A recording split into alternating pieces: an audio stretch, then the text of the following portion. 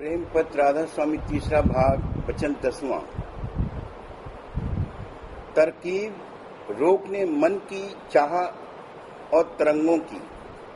और जब्त करने इंद्रियों की और वर्णन फायदा राधा स्वामी दयाल की शरण का। जबकि अभ्यास के समय मन और इंद्रियां चंचल रहेंगी तो कुछ रस नहीं आवेगा और न कुछ तरक्की होवेगी। इस वास्ते वो उपाय कि जिससे मन थोड़ा बहुत ठहरे आगे लिखा जाता है। गौर से मन के हाल को विचारने और जांच करने से मालूम होता है कि ये चार मौकों पर थोड़ा बहुत काबू में आ सकता है, यानी चंचलता छोड़कर जहां ठहराओ वहां ठहर जाता है। एक खौफ के वक्त, दूसरे अपने मतलब के पूरे होने की जगह, तीसरे इश्क और मोहब्बत की जगह, चौथे रंज के वक्त। खौफ का बयान। जिस वक्त की किसी किस्म का खौफ दिल पर गालिब होता है उस वक्त मन और इंद्रियां शिथिल हो जाती हैं और जिस तरफ को की तवज्जो के साथ उनको लगाओ तो थोड़े बहुत लग जाते हैं। खासकर भजन और ध्यान में ऐसे वक्त मन और सूरत का सहज में सिमटाओ और ऊपर की तरफ चढ़ाई मुमकिन है, क्योंकि इस तरफ आस मिलने सहारे की वास्ते दूर होने खौफ या बचाव के खौफ की चीज से रहती। और ऐसे वक्त पर जिस कदर खौफ ज्यादा होता है उसी कदर मन और सूरत जोर के साथ अंतर में लगते हैं। लेकिन हद से ज्यादा खौफ की हालत में कोई काम नहीं बन सकता और ऐसी हालत दिल पर कभी नहीं आने देना चाहिए। आशा पूर्ण होने की जगह। जिस जगह की जीव का कुछ काम अटका हुआ है या जहां से जिसकी कोई आशा पूर्ण होने वाली है, वहां ये मन उमंग और दीनता के साथ कार्रवाई करने को तैयार रहता है और उस शख्स को प्रसन्न और राजी करने को जिससे या जिसके वसीले से वो मतलब पूरा होना मुमकिन है कोशिश करता है और अपनी टेक और आदत और तरंगे चाहे जिस किस्म की होवें फौरन छोड़ देता है और जिस तरफ वो शख्स चाहे उधर को फौरन मुतवज्जे होकर सर्व अंग से काम करने को तैयार होता है और नीच ऊंच सेवा और खिदमत तन मन और धन की खुशी से करता है। इश्क और मोहब्बत की जगह। जहां इस मन को किसी किस्म की मोहब्बत है या किसी के साथ इश्क पैदा हो जाता है, वहां ये गुलामों की माफिक खिदमत और हाजरी उमंग के साथ करता है और अपनी सर्व चाहें और तरंगे उसकी खातिर छिन में छोड़कर अपने माशूक की खुशी और रजामंदी को मुकद्दम रखता है और जरा भी अपने नफे और नुकसान और इज्जत और हुर्मत का आगा पीछा नहीं सोचता और कुटुंब परिवार और बरादरी वगैरह का ख्याल नहीं करता है और दुनिया की लज्जा और शर्म और खौफ और उम्मीद वगैरह को ताक पर रख देता है और जैसे माशूक चाहे वैसे ही बरतने को हरदम तैयार रहता है। दुख और रंज के वक्त। जब कोई सख्त सदमा या मुसीबत या रंज वाक़या होता है उस वक्त ये मन सब तरंगे संसारी तरक्की और इंद्रियों के भोगों की छोड़कर उदासीन हो जाता है और सच्चे बैराग की हालत उस पर गालिब हो जाती है और निहायत दर्जे की दीनता और गरीबी के साथ बर्ताव करता है और किसी पर जाति या सख्ती करना पसंद नहीं करता है और आमतौर पर परमार्थ और खासकर मालिक के चरणों की तरफ इसकी श्रद्धा ऐसे वक्त में बहुत बढ़ जाती है और संत और महात्माओं के वचनों को गौर से सुनता और विचारता है और उन पर अमल करने को शौक के साथ तैयार होता है, और जो कोई कड़वा या सख्त वचन कहे तो उसकी बर्दाश्त करता है और उससे एवज लेने का इरादा नहीं करता। जो जिक्र मन की हालत का ऊपर लिखा गया, उसका बर्ताव दुनिया में प्रत्यक्ष और जाहिर नजर आता है, और परमार्थ में भी उन 4 सूरतों में मन की वैसी ही हालत बल्कि उससे ज्यादा बदलनी मुमकिन है। उसका जिक्र तफसील के साथ नीचे लिखा जाता है। परमार्थी खौफ का बयान। जबकि इस दुनिया और उसके सामान की नाशमानता सच्चे परमार्थी की नजर में आई और देह धरकर जो दुख सुख भोगने में आती, उनका भी हाल उसने गौर से दरियाफ्त किया, और जहाँ जहाँ के उसकी प्रीत या बंधन है, उसके सबब से भी जो खुशी या तकलीफ आयद होती है, उसको भी उसने जांच कर देखा कि अपनी ही आसक्ति का नतीजा है, और फिर अपनी मौत और आइंदा को जबर वासना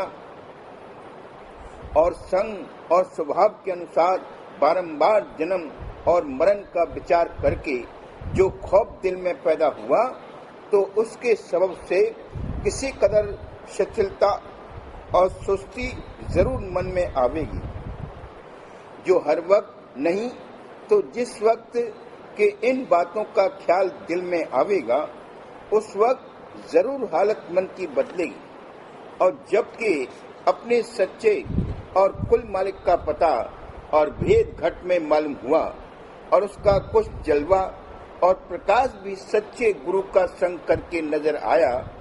तब उस मालिक और गुरु के हुक्म के मुआफिक संसार और परमार्थ में न बरतने के सबब से जो खौफ मालिक की अप्रसन्नता का दिल में पैदा हुआ, वो सबसे बढ़कर और निर्मल और सच्चा वसीला मन की दृष्टि के वास्ते होवेगा। ऐसा खौफ सिर्फ सच्चे परमार्थियों के दिल में, कि जिनको हरदम कुल मालिक और गुरु की प्रसन्नता का ख्याल रहता है, पैदा होगा, और वे ही इसके सबब से बुरे कामों से बचेंगे। ये सब खौफ मन की गढ़त और उसकी दुरुस्ती के वास्ते और अभ्यास के समय उसको शब्द और स्वरूप में स्थिर करने के लिए और भोगों से बचते रहने के लिए बड़ी भारी मदद देते हैं। इस वास्ते हर एक परमार्थी को चाहिए कि इनमें से कोई न कोई खौफ दिल में पैदा करके संसार से अपना बचाव जिस कदर मुनासिब और जरूर होवे करता रहे, और अंतर अभ्यास और बाहर सत्संग और सेवा ब्रह अंग लेकर दुरुस्ती से करता रहे। और जब कभी दुनिया का खौफ किसी किस्म का दिल में पैदा होता है, उस वक्त भी अभ्यासी के मन और सूरत किसी कदर निश्चल होकर अभ्यास में जुड़ जाती, और अंतर में किसी कदर शांति और तसल्ली उनको हासिल हो जाती। बयान आस के वास्ते पूरे होने मतलब के। जो कि सच्चे परमार्थी के मन में सबसे बढ़कर एक आशा अपने मालिक से उसके निज धाम में पहुंचकर मिलने की जबर होगी, और वो आशा बगैर दया और मेहर और बख्शिश कुल मालिक राधा स्वामी दयाल और संसद गुरु के पूरी होनी नामुमकिन है। और कुल मालिक और संसद गुरु की दया उस वक्त हासिल होगी कि जब वे सेवक की सेवा और दीनता और प्रेम और आज्ञाकारी होने से राजी और प्रसन्न होवें। इस वास्ते वो सेवक वास्ते प्राप्ति दर्शन और निज धाम के जरूर खुशी और उमंग के साथ उन अंगों में बरतना शुरू करेगा कि जिससे राधा स्वामी दयाल और संत सदगुरु की प्रसन्नता और दया हासिल होवे, और उस बर्ताव में उसको किसी तरह की दिक्कत और तकलीफ न होगी, बल्कि उसका मन उन अंगों में जिस कदर मुमकिन होगा बरत कर राजी होगा, और कोई अंग में न बरतने से या भूल चूक हो जाने से निहायत दुखी होकर पछतावेगा और माफी के वास्ते प्रार्थना करेगा और आइंदा को ज्यादा होशियारी और एहतियात के साथ काम करेगा। इस वास्ते हर एक सच्चे परमार्थी को दर्शनों की चाह और निजधाम में पहुंचने की आशा खूब मजबूत करके वास्ते प्राप्ति मेहर और दया और प्रसन्न करने कुल मालिक राधा स्वामी दयाल और संत सद्गुरु के जिस कदर बन सके जतन करना चाहिए और जब जब भूल चूक हो जावे तब तब अपने मन में शर्माना और पछताना और चरणों में प्रार्थना करना चाहिए। बयान प्रेम और इश्क का राधा स्वामी दयाल के चरणों में। जबकि सच्चे परमार्थी को सत्संग करके साबित हो गया कि कुल मालिक राधा स्वामी दयाल और संत सद्गुरु ही सच्चे और पूरे हितकारी जीव के हैं और निज रूप से हर दम और हर वक्त इसके संग हैं और वे ही रचना भर में सबसे बड़े और समर्थ पुरुष हैं और उनका धाम जो ऊंचे से ऊंचा और सबके परे है, अमर अजर और परम आनंद का स्थान है और वहीं से सूरत आदि में उतर कर आई और सिवाय कुल मालिक राधा स्वामी दयाल और संत सद्गुरु के और कोई जीव के बंधन आहिस्ता आहिस्ता काटकर और उसको माया और काल के जाल से निकालकर उस निज घर में पहुंचाने वाला नहीं है।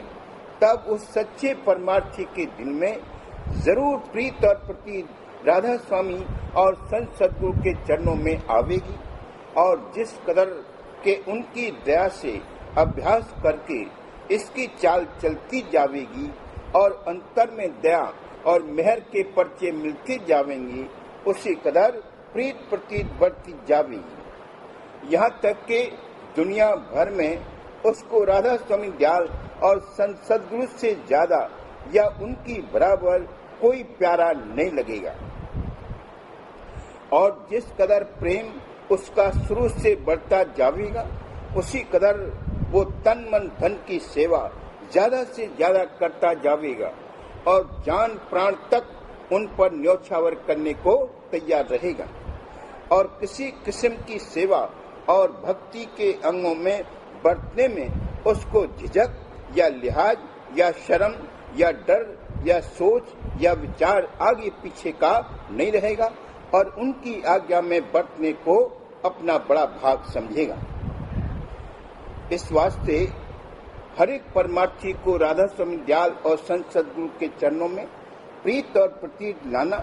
और अंतर और बाहर सत्संग जारी रखकर उसका दिन दिन बढ़ाना मुनासिब और लाजिम है कि जिससे उस पर दिन दिन दया और मेहर की बख्शिश ज्यादा से ज्यादा होती जावे और सेवा और भजन और आज्ञा में बरतना उसको सहज और आसान हो जावे।